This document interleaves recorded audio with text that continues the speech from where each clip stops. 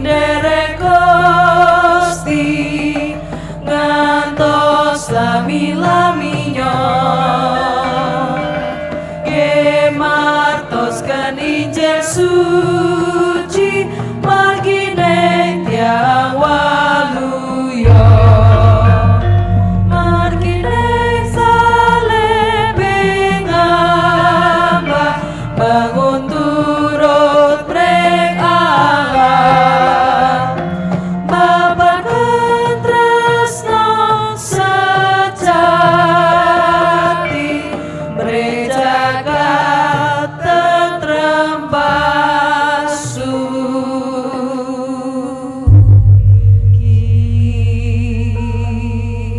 Sugeng enjang para adiyuswa, sugeng pepanggihan malih wonten ing renungan padintenan adiyuswa ing dinten Selasa Legi 23 Juni 2026.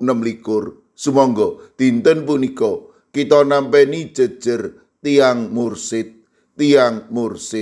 Para adiyuswa, ing lampahing gesang kathah pilihan margi ingkang kedah kapiji. Menapa kemawon pilihan tamtu numusaken perkawising gesang. Saben dinten kita miji tumindak bener menapa tumindak awon. Miji mikir bab ingkang positif menapa negatif. Miji purun ngapunten menapa mboten. Pramila kita kedah wicaksana supados menapa ingkang kita piji punika pas lan numusaken kesainan. Wulang bebasan sekawan ayat 18 ngendika, nanging dalane wong mursid iku kaya pepadang ing wayah esuk kang mundak-mundak padangi nganti tumeka ing wayah tengangi. Ulang bebasan paring tulodo gegambaran tiang duraka lan mursid. Tiang duraka punika tiang ingkang nindakaken piyala tumrap sesaminipun menapa ingkang dipun lampahi ing gesangipun ndadosaken cilaka tiang sanes. Juru serat ulang bebasan ngengetaken supados kita nebi tiang kados punika sampun ngantos kita ngetutaken tiang duraka. Kosok wangsulipun ulang bebasan ngengetaken kita supados dados tiang mursid inggih punika ingkang bener laku gesangipun, tiang ingkang nyunaraken pepadang lan dados berkah kangge tiang sanes. Para adiyuswa, Gusti Allah ngersakaken kita dados tiang mursid, tiang ingkang gesangipun manut kalian kersanipun Gusti. Mila supados kita saged dados tiang mursid ingkang sae, monggo kita gesang miturut kersanipun Gusti. Ing pangucap kita tansah ngedalaken tembung kesainan ingkang bangun pasederekan. Ing laku kita tansah ngedalaken tumindak gesang ingkang bener mboten sak pikajengipun kita piyambak. Mekaten ugi ing pemanggih kita tansah gadah pemanggih ingkang positif mboten gampil ngadili tiang sanes.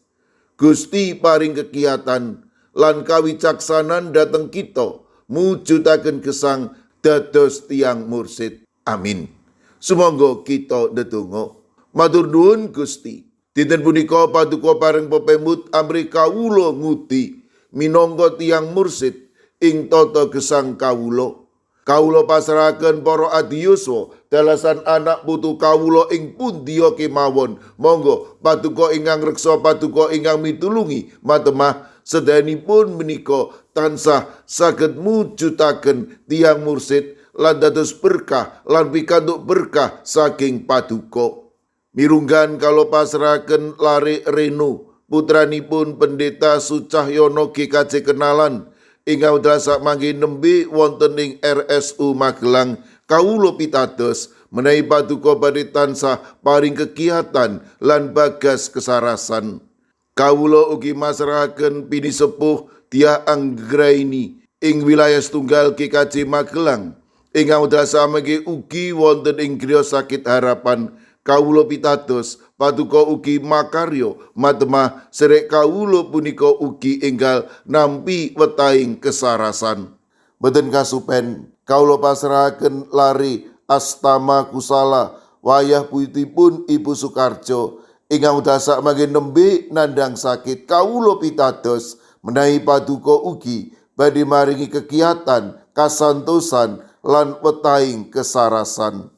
Mekaten ugi kawula pasrahaken Bapak Paminto Saputra GKJ Wedi ingkang dasak mangke mlebet malih ing griya sakit. Monggo Gusti paduka ingkang berkahi lan nganti matemah kekiatan lan bagas kesarasan tansah wonten. Kawula pasrahaken Ibu Sunarti warga GKJ Salaman, kawula pasrahaken Eyang Sarwito GKJ Ngalian, kawula ugi masrahaken Ibu Rati Ningsih GKJ Ungaran, sawetawis sedherek kawula ing GKJ Gondang Winangun. Kawula pasrahaken Ibu Rusminah, Bapak Paryono, Ibu Suwarni, Bapak Karsono, Bapak Marsudi Raharjo, Ibu Lagimin, Bapak Suyatno, Ibu Menik Salio, Bapak Jarod Sukmono, sedherek Agus Supardiono. Kawula pasrahaken Bapak Daniel Agus Warso ing GKJ Banyumanik, Ibu Wardoyo GKJ Pugeran, sawetawis sedherek kawula ing GKJ Magelang. Kawula pasrahaken Bapak Joko Umboro, Bini Sepuh Dwi Murwanto, Ibu Bambang HN, Bapak Suparmin, Ibu Sri Winanti, Mbak Cilik, Bapak Wiharto, lan ugi Ibu Mariati, Bapak Mangku, Ibu Pratiwi wonten ing pamulihan. Kawula ugi masrahaken Ibu Danu Sutardi GKJ Wedi, sawetawis sedherek kawula ing GKJ Sukorejo, Bapak Sobri Pranoto, Bapak Roger Antoni DL, Bapak Kadaryanto, Bapak Samuel, Ibu Tumini, Ibu Susmi, Ibu Sukarmi, Bapak Untung Basuki, Bapak Adityo, Bapak Winoto, sawetawis sedherek kawula ing GKJ Guntur Geni, Bapak Y Sudenal, Bapak Y Rasidal, Ibu Sartini, Bapak Ibu Supriyono, Ibu Joni, Ibu Daniel Suharyanto, Ibu Pratono, Bapak Stefanus Ngadiono, sedherek kawula ing GKJ Sragen, Bapak Bambang Kristono, Bapak Joko Prayogo, Ananda Gisele, Bapak Tri Nugroho, Bapak Adi Sungkono, Ibu Astuti Purnaningsih, Bapak Warsito Riyadi, Bapak Suyanto, lan Ibu Sumiati. Mekaten ugi Ibu Kristina Sri Suparwanti Ningsih ing Gunung Kidul.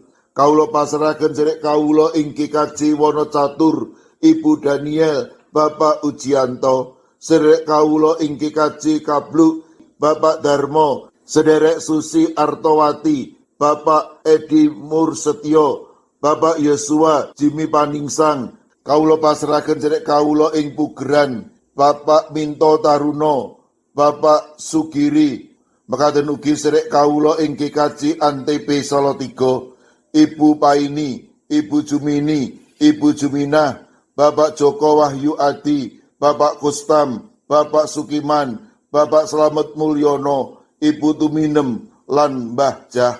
Kawula pasrahaken sedherek kawula ing GKJ Telepok, Ibu Wiryo Sumarto, Bapak Yutam, Bapak Karyadi. Sedherek kawula ing Klaten, Bapak Suranto, Bapak Harsono, Ibu Tiwi Bambang Sutomo. Sedherek kawula ing GITJ Trangkil Pati, Bapak Ibu Karyo, Bapak Ibu Toyo, Ibu Nani Cahyono. Mekaten ugi kala pasrahaken Ibu Otniel Ngatius ing Wonosari, Bapak Yohanes Kuncoro ing GKJ Immanuel Solo, Bapak Wijongko ing GKJ Sedayu. Kawula pasrahaken sedherek kawula ing GKJ Wedi, Bapak Sudiat, Bapak Paminto Saputro. Ing GKJ Mijen, kawula pasrahaken Ibu Purwaningsih Sunaryo, Ibu Elizabeth Indarwati, Bapak Moses Taji, Ibu Budiman Bultom. Ing GKJ Pamong Utomo Kalinegoro Magelang, kawula pasrahaken Bapak Mardiono, Ibu Marsudi, lan Ibu Sri Widarti.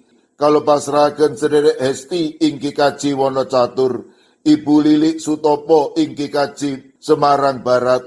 Kawula pasrahaken sedherek kawula ing GKJ Ungaran, Ibu Ristiningsih, Ibu Dewi Teguh, Ibu Kristini Sunaryo, Ibu Suwartini Hadiono, Bapak Dwi Putro, Ibu Sugito, Bapak Sembiring, Ibu Surisno, Ibu Munarti, Bapak Ibu Tugiman.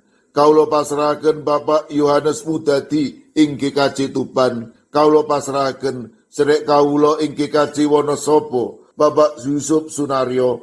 Sedek kawulo ing GKJ Gondang Winangun, Ibu Lasiem. Duh Gusti, kaulo pasrahaken sinten kemawon ingkang wedal sak mangke nembe nandang sakit lan ing pemulihan. Para adiyuswa ing pundiya papan, monggo paduka ingkang reksa, paduka ingkang mitulungi, matemah sedayanipun menika paduka kiyataken lan paduka paringi bagas kesarasan ingkang wetah.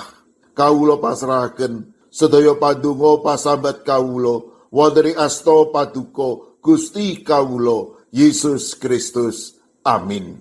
Sumangga para adiyuswa kita tutup pepanggihan kita renungan padintenan adiyuswa kanthi ngrepekaken kidung. Sumangga. Kula mesti nderek Gusti ngantos lami-laminya gemartoskan Injil suci margi neng tiang